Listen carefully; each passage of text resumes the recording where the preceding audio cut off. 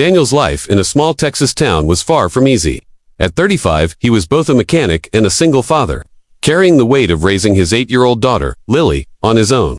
His days started before sunrise and ended long after. The sky turned dark. The old garage where he worked barely made enough to keep food on the table. Some weeks, he skipped meals so Lily never went hungry. She was the reason he kept pushing through. Her smile, his only source of light in the quiet, often lonely nights. He dreamed of giving her a better life, but the bills and broken cars never seemed to stop piling up.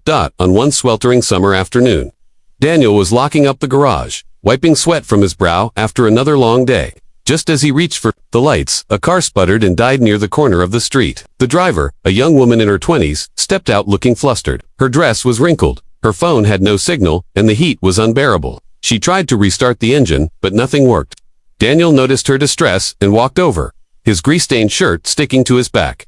"Need a hand, ma'am?" he asked gently. She looked at him with relief in her eyes and nodded. Daniel pushed the car into his garage and popped open the hood. Within minutes, his skilled hands diagnosed the issue: a broken belt and a failing battery.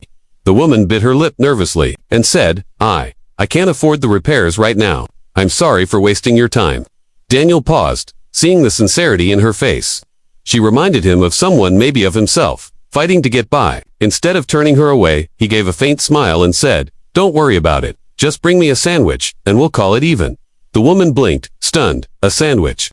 she repeated, almost laughing through her exhaustion. Daniel chuckled softly. "Yeah, nothing fancy, just something to fill me up.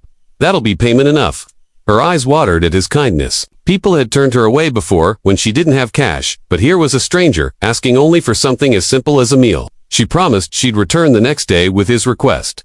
Daniel worked late into the night, fixing the car, piece by piece, tightening bolts, and wiping oil from his hands. As he worked, Lily sat nearby, drawing pictures on scrap paper, occasionally asking if the lady's car would run again. "It will," Daniel said with quiet certainty. "Sometimes all people need is a little help." He thought little of it, believing it was just another day, another repair. He didn't know that his small act of kindness would soon ripple into something far greater than he ever imagined. The next morning, Daniel was sweeping the concrete floor of his small garage. When he heard the sound of tires crunching on gravel, he looked up, expecting another old pickup needing repairs. Instead, a sleek black SUV rolled to a stop in front of his shop. Lily, sitting at the counter with her school backpack, tilted her head in curiosity.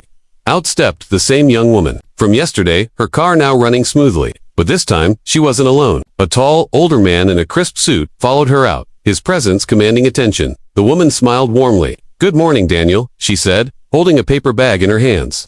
"I didn't forget your sandwich." She passed it to him, but her father stepped forward, extending a firm handshake. "You must be the mechanic my daughter told me about." The man said, "My name is Richard Hayes." Daniel shook his hand, still confused. "Pleasure to meet you, sir," he replied, wiping grease from his palms. Richard's eyes studied Daniel, his modest garage, the worn tools, the little girl waiting patiently in the corner. There was something about the man's quiet dignity that struck him deeply. The young woman explained, "When my car broke down, I didn't have the money to pay.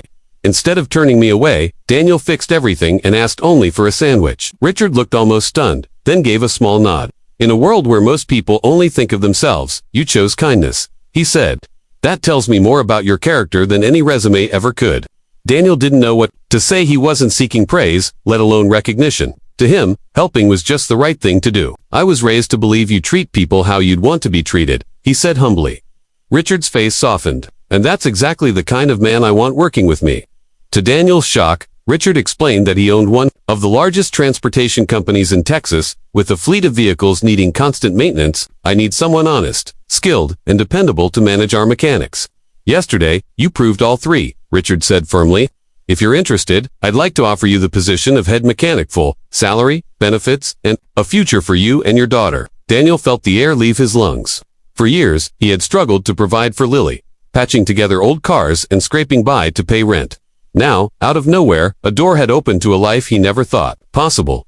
Tears stung his eyes as he glanced at Lily, who was grinning ear to ear. She rushed forward, hugging his leg tightly. "Daddy, that means we'll be okay, right?" she whispered. He nodded, unable to speak. As the SUV pulled away, Daniel stood outside the garage, sandwich bag still in his hand, heart racing. Yesterday, he had given without expecting anything in return.